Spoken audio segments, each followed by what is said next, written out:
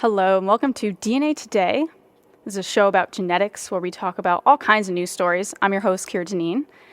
So we're talking about what's happening in the genetic world. We're talking about news stories, lessons, all to keep you updated and educated on genetics, as it is a hot topic these days. And I know I'm biased for saying it, but it is. Now I'm going to start with a disclaimer, as I did for my first show. I'm not an expert in this field. I'm learning about genetics and sharing what I learn with you guys on air. So everything I talk about on here can easily be followed along without having experience in molecular biology or genetics. So no need to be intimidated. This is a public affairs show. It's for the public. It's as simplistic as I can get for a weekly genetics show. So to kick off the show, we have a news story. A new inherited neuromuscular disorder has been discovered, and this new discovery was published last Thursday, September 4th. So we're talking about current times here. And this was published in the American Journal of Human Genetics. This new neuromuscular disorder is caused by a mutation, which is why I'm talking about it on a genetics show. So to refresh your memory, a mutation is a change in the sequence of DNA which affects how proteins are coded and how that DNA is produced. So this rare condition interferes with the communication between nerves and muscles, which result in impaired muscle control. So it's harder to control things because your nerves and muscles aren't quite talking properly. And because they're not communicating properly, it's hard to coordinate all of your movements. So David Herman is the co-lead author of this study that I'm talking about here, and a professor in the Department of Neuro at the University of Rochester School of Medicine and Dentistry, which is quite a mouthful. He shared what this means in a larger scope. Quote, "The discovery gives us new insight into the mechanisms of disease that are caused by a breakdown in neuromuscular signal transmission. It is our hope that these findings will help identify new targets for therapies that can eventually be used to treat these diseases." So from the sounds of it, knowing more about neuromuscular disorders allows researchers to work with more information when trying to find treatments and ultimately cures for neuromuscular disorders. So the more disorders we know about, the easier it is to be testing on different things and see what they have in common to be able to treat all of them. And as I mentioned before, this research primarily focuses on the neuromuscular junction, which sounds fancy, but it's basically the location where the nerves and the muscle cells meet. And the nerve and muscle cells use these chemical signals to communicate, and they pass them between each other where they meet. And if this system is messed up, certain consequences occur, like I talked about before, of your muscles not working properly, like a normal person. And if the chemical signals between the nerve and muscle cells are interrupted, then the muscle cells are obviously not going to be normal. And that's what's happening in this newly found inherited neuromuscular disorder. Now, this disease was diagnosed in only 2 families, which I feel like that's surprising that it's only 2 families and they're not looking at, hundreds or thousands of people. It's only 2, but I guess it's that rare. And it is found that this disorder has effect on multiple generations. And the families are from the U.S. and Great Britain, so it's not like doesn't seem to be like an environmental thing where you're in a certain town or something. It's 2 very different locations. Now, we have a better idea of what's going on with the biology and how all this interplay is working between nerves and muscles. Let's look at kind of what other neuromuscular disorders are like. The article which I'm referring to here is from the Medical Express, and it gives the example of the Lampard-Eaton, I might butcher this, myasthenic syndrome, where the body's immune system is actually attacking this junction that I'm talking about of the chemicals going back and forth. And people affected by this syndrome, Lampard-Eaton myasthenic syndrome, experiences muscle weakness and fatigue from this interference of the biological process of the chemicals going back and forth. And the article brings up that this syndrome is particularly similar to this newly found one because of very similar motor abnormalities. And researchers analyze specific regions of the family's DNA that codes for proteins via this method called whole exome sequencing, and I'm not going to get all into that because I could go on a whole tangent there. But through this process, the researchers discovered that the 2 families studied had the same mutation, which is awesome because they found the same mutation, it has to be the same disorder. It's coming from the same problem, the same origin. Now, this mutation messed up the gene that codes for protein synaptopterin 2. Again, not an expert here. And this protein is not new information to us. Scientists and doctors have known about this protein. But what's interesting is that by finding this mutation, it affects the humans to a point of like having a disease where that's not been found before in humans. So that's why this news story is so exciting, and that it's a mutation that's causing all of this. And this mutation, what it's actually doing is it's causing the sensitivity of the calcium to be lowered. And calcium is one of the chemical signals that I keep referring to that passes between the nerve and muscle cells. So without the without the calcium in the junction between these nerve and muscle cells, having it be lower, the muscles aren't really talking, or the nerve and muscles aren't talking to each other normally because the calcium is much lower and the sensitivity of it is lower. And researchers are furthering their knowledge by using fruit flies, which is very common. I'm sure in your bio classes you've talked about the fruit flies because they have way less chromosomes, which is where your DNA is put. It has way less chromosomes than others, and their lifespan is shorter, so you can do more experiments on them faster, and they're a really, really great organism to kind of do research on and everything. So typically on the show, I will, for news stories, I go over who, what, when, where, why, because sometimes the news stories can get kind of long. So this is kind of a way of summing it up in one thing. That way you can kind of rest easy and actually feel like you learned something here.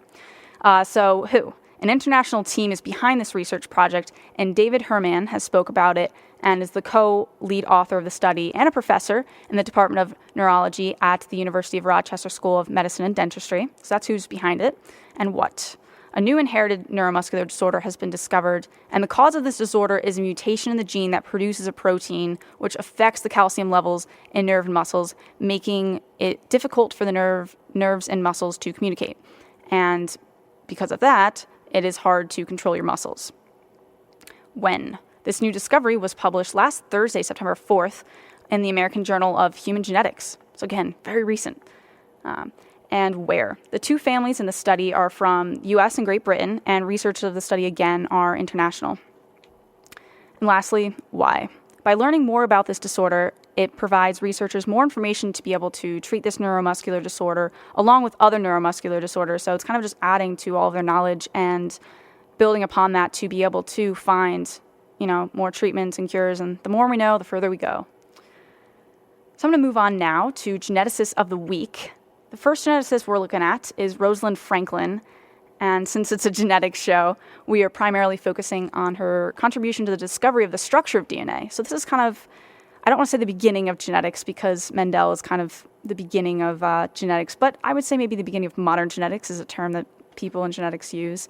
So this feature of Geneticists every week kind of provides a little overview of how they contribute to the field in genetics, if they're still actively working, what they're working on. Now, Rosalind Franklin is not currently working on anything because she did pass away, and pretty early on, but we'll get to that. So Rosalind Franklin is best known for making key contributions to the discovery of the structure of DNA, deoxyribonucleic acid, for those of you that don't remember what DNA actually stands for. Other significant additions to science she made was with RNA, viruses, coal, and graphite. Not really going to get into those, but definitely research that on your own. And the reason why DNA sticks out among the other molecular substances is because of its vital role to life. Because without DNA, life simply would not exist. That is the instructions for our being. We would not be walking around and, going to Yukon here unless we had DNA. And this is why we're going to focus on her part of the discovery of the structure of DNA in this little mini lesson here. So Rosalind Franklin was a British biophysicist and X-ray crystallographer. And being an X-ray crystallographer was key to her success in helping identify the structure of DNA because she kind of had this mindset. She's been using this technology, and this is what ultimately led to her part of the discovery. So there's a little bit of drama and controversy over Franklin's life and her contributions to DNA. Try to be as unbiased as possible here. Some would argue that Rosalind Franklin discovered the structure of DNA.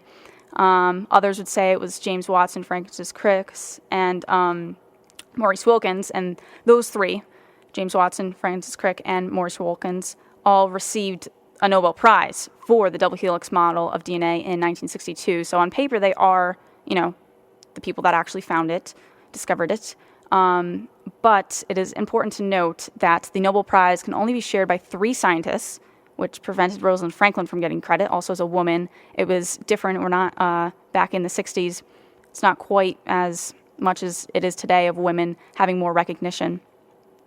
But they also have to be alive to receive the honor, and the Nobel Prize was awarded 4 years after Franklin died from ovarian cancer at the young age of 37.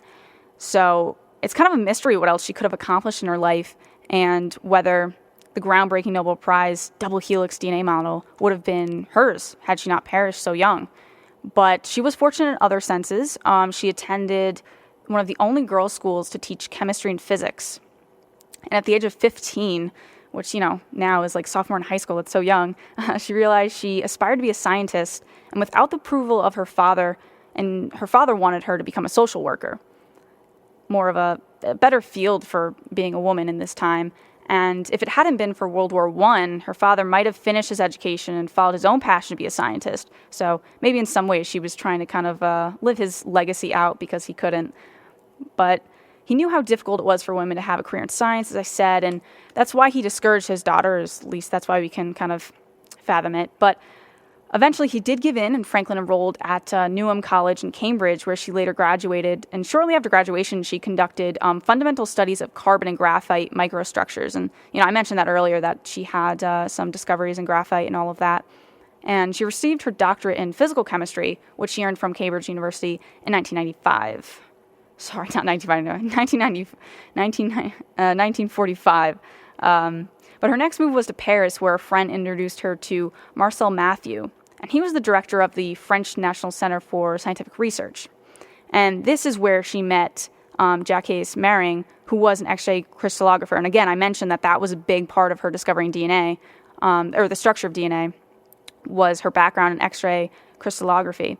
So she learned the X-ray diffraction techniques from him, Jacques Mering, which would, later led to her obtaining pictures of the structure of DNA. And that's kind of how it all started, that she was able to actually take pictures and from that kind of decode it. And with this new knowledge of X-ray crystallography, she was hired at John Randall's laboratory at King's College in London. And King's College is kind of quite involved in the sense of a lot of people going there that were part of discovering the structure of DNA. And here she set up and improved the X-ray crystallography unit. And before Rosalind Franklin joined Randall's laboratory, Maurice Wilkins, who again, he was the one that was one of the 3 that was named for actually discovering the structure for the Nobel Peace Prize. And he was executing his own idea of studying DNA through X-ray crystallographer techniques. And their relationship was not a pleasant one. At first, Maurice Wilkins mistaked her for a technical assistant rather than like a peer. And he'd been away on vacation when she started the lab, so it was confusing upon his return. But again, at this time, women were not treated as equals, especially in such a male-dominated field. So it was confusing and awkward, and it wasn't the best partnership by any means. So during the process of researching and understanding the structure of DNA, 4 main ideas had to merge together to form this structure in the scientist's mind. So I'm going to list these out. The first one is that the phosphate backbone was on the outside and bases were on the inside. You know how we have that double helix, and you picture that in your mind. You have the phosphate backbone that's on the outside, and on the inside is the bases. And the second was that it was a double helix. So that double helical structure was interesting to try and figure out, because that's not, it's, when you look at other things, not a lot of things are in a double helix. And the third is that the strands were anti-parallel, therefore like running in opposite directions, that the backbones, it's the sugar and phosphate, are running in opposite directions. And the fourth is that it had specific base pairing. So again, the first idea was that the phosphate backbone was on the outside, based on the inside. And this first idea was established by Rosalind Franklin. She found this out by bundling ultra-thin strands of DNA and hitting them with a fine X-ray beam. And by doing this, she discovered that there were 2 forms of hydration. Start getting a little technical terms here, warning. The A form, which was easy to photograph because it was dry, and the B form was harder because it was wet. So her B form, the wet one, photograph showed like fuzzy crosses, and later this was understood as a helix. So it was not a clear image at first. It really, was quite a puzzle to figure out. And this works because the water is attracted to the phosphates, which makes up the backbone of DNA. and the DNA was easily hydrated and dehydrated. So with the observation, she guessed that the backbone was on the exterior while the bases were located in the interior throughout this whole process that I've been talking about here. And this solved the first part of the problem. Again, the first part that I talked about. And in the following lessons, we'll review like how the other parts were found and all of that. But let's stick with Rosalind Franklin. So Rosalind Franklin was very close to solving the structure of DNA in 1951 through 1953. So those kind of 2-3 years there. And although Watson and Crick beat her to publishing their findings, it was her crystallography image of DNA that gave Watson and Crick the last piece of the puzzle, though. So it was her work that allowed Watson and Crick to finally figure it out. And it was Wilkins, Franklin's co-worker that I mentioned she didn't really get along with, who had showed the dynamic duo of Watson and Crick, Franklin's work. So kind of backstabbing a little bit there. And Wilkins and Franklin went in different directions after their kind of harsh collaboration. And Franklin contributed key information to the X-ray crystallography analysis of the structure of the Tobac mosaic virus, which was a landmark in the field. She also did become close friends with Francis Crick and his wife, which is notable. But while undergoing cancer treatment, Franklin continued to work, and her group produced results, writing a total of 13 papers in between like 1956 and 1957. And they're working on the polio virus through funding from the Public Health Service of the National Institute of Health in the U.S. And it's been said that her exposure to X-ray radiation could have contributed to her ovarian cancer. Obviously, we hear about that radiation can contribute to cancer and all of that. So she did die at 37, very young. So not too hard to piece those together. But Rosalind Franklin contributed more to the discovery of DNA than she received credit for, even missing out on the Nobel Peace Prize that James Watson, Francis Crick, and Maurice Wilkins received for the double helix model of DNA, and that was in 1962. So although she was a woman, she overcame a lot of barriers, and she was an accomplished scientist. Although she didn't get her name on that Nobel Peace Prize, she obviously contributed quite a bit to genetics, and finding the structure of DNA was huge at the time. And when you think about science, a lot of things that we study, you're going back hundreds, thousands, millions of years, and this is in the last century. So it's the field is definitely not that old, which makes it very exciting, and we're learning things, all the time. Otherwise, I wouldn't be able to have a whole show about it. So she definitely was quite an accomplished person. So moving on to our next segment here, I have another lesson, but this one is about personalized medicine. And this is something that you hear about. It's one of those buzzwords, but not a lot of people know what it exactly is. So this is an idea that I wanted to bring up today, and it's one I'll probably continue coming back to. And it may sound like it's from a science fiction movie, as a lot of things do on the show, but I can assure you, this concept is becoming a reality. So personalized medicine allows patients to have their therapy individualized. Ideally, patients can be matched with a medicine that works with their bodies, because our bodies are different. One size does not fit all with most medication. Maybe I shouldn't say most, many medication. The answer to what medicine would work best lies in our genetics. And a typical method to curing or treating diseases is to figure out one method to cure and treat it, then give it to every patient. This is pretty typical. Now, as most of us have experienced, medicine does not work the same for every patient. It may cure some diseases, while in other patient it doesn't. And again, this difference lies in our genetics. It may surprise you to know that there's only a fraction of a percentage that differs us between other people's genes. We're like 99.9, something like that, the same. But however, this small percentage is enough for medicine to work differently among us. Along with other environmental factors, it's not all genetics, but obviously a huge piece of it is. And if the molecular changes in a patient are highlighted, then a specific drug can be designed to specifically target that molecular difference between people. So these changes can be mutations or molecular changes from one gene to multiple among different people. And again, these small changes is why patients respond differently to medications, among other things, but I'm talking about personalized medication here. Now, I know what you're thinking. Has this been successful? Have scientists and doctors attempted this, and have patients been healthier for it?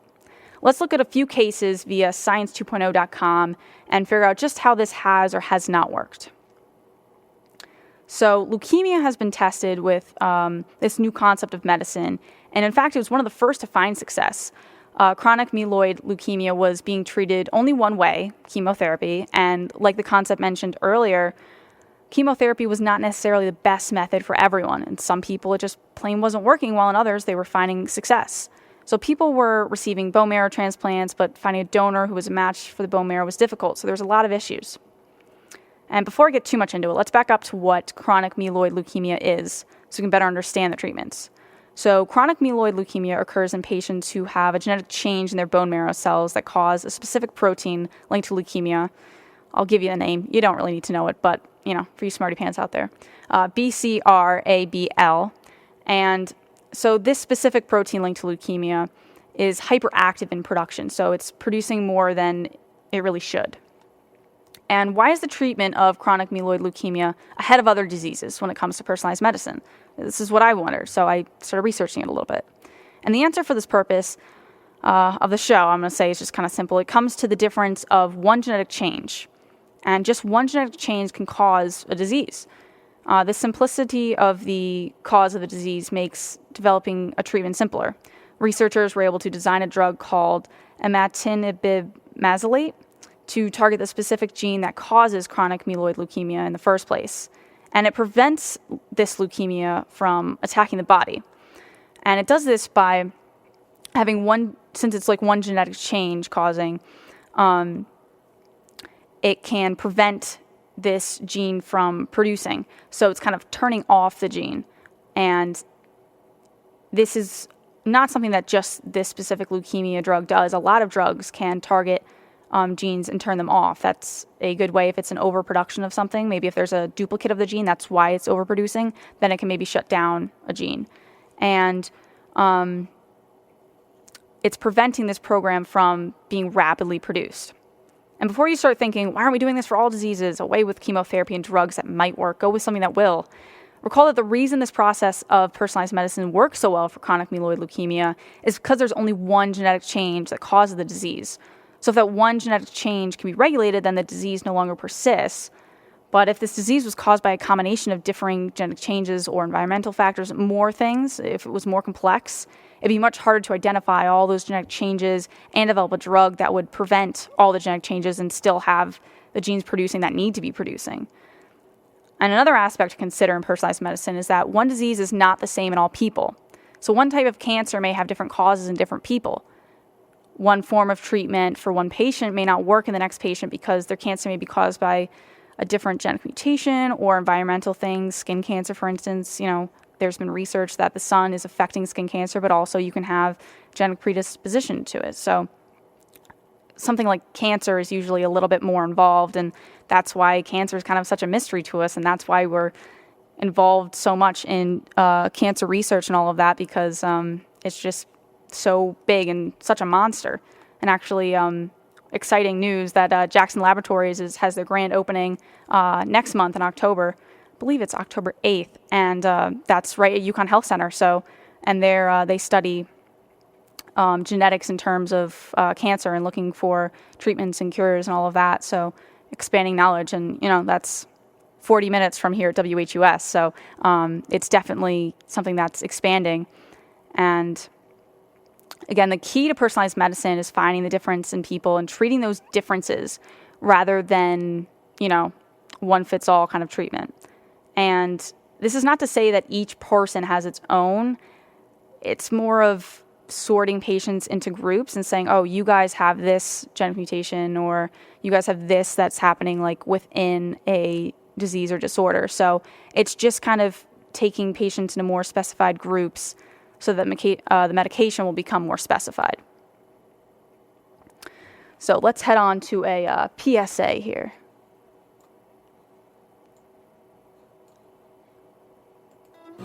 Hello, I'm Susan Forbes Hansen, and I host the Sunday Night Folk Festival every Sunday from 7 to 10 right here on WHUS.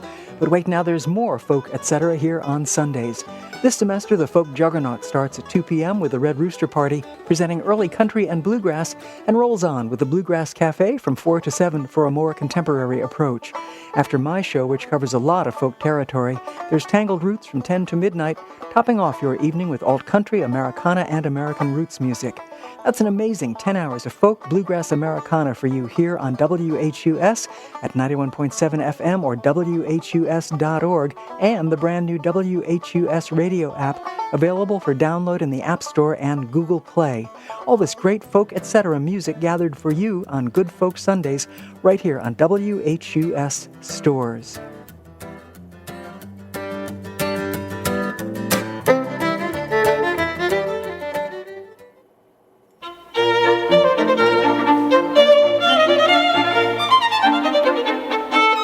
UConn's Jorgensen Center for the Performing Arts will begin its 2014-2015 fall season with a cabaret evening featuring the singer Chris Isaak on Saturday, September 13th, with doors opening at 7 p.m. and the performance beginning at 8.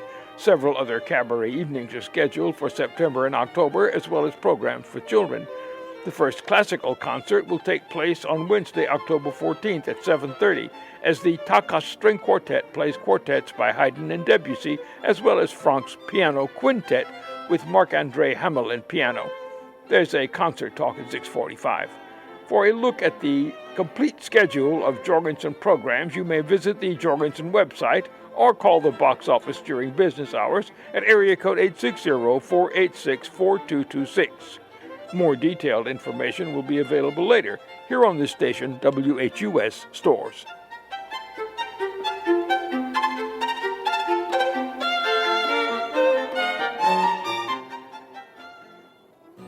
Hello, I'm Susan Forbes Hansen, and I host the Sunday Night Folk Festival every Sunday from 7 to 10 right here on WHUS.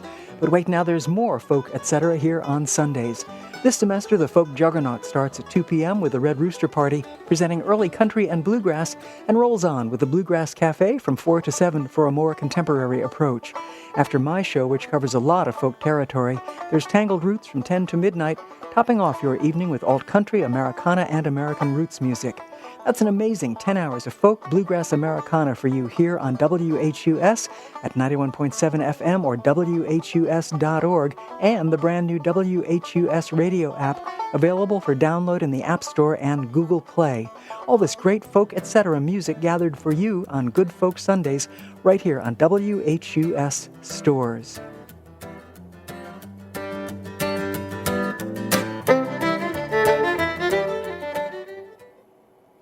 Well, that's all I have for you guys today on DNA Today. But tune in next week, Mondays at 1 p.m. and every Monday at 1 p.m. to learn more about genetics. And if you really can't wait a week, I got a few things for you to do in the meantime. You can check out the website at dnapodcast.com. Again, that's dnapodcast.com. There you can find loads of lessons and a lot of links to different things to help you explore and learn more during the week. And I even tweet a couple news stories throughout the week. And you can follow DNA Podcast on Twitter, at DNA Podcast. And you can follow me on Twitter, at KIRADINEEN, just my name, Kira Dineen. And if you have questions you want answered on the show, or there's a topic that you'd like me to talk about, you can shoot me an email at info@dnapodcast.com. So thanks for listening, and join me next week, Monday at 1, to learn and discover new advances in the world of genetics.